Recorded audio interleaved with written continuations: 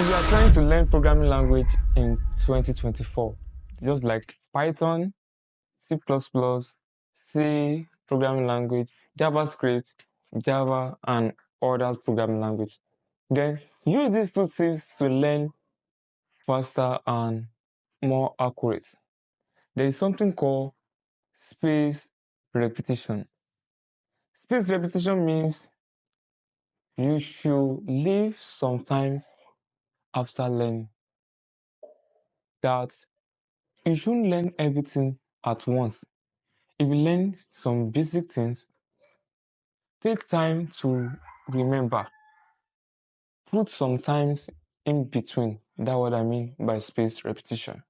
During this period, you can use this to recall all you have learned already. So this will help you to know it better and more accurate. But after learning it, if you want to become a better programmer or if you want to be more faster, then this second tip is helpful. If you want to become more faster, practice more.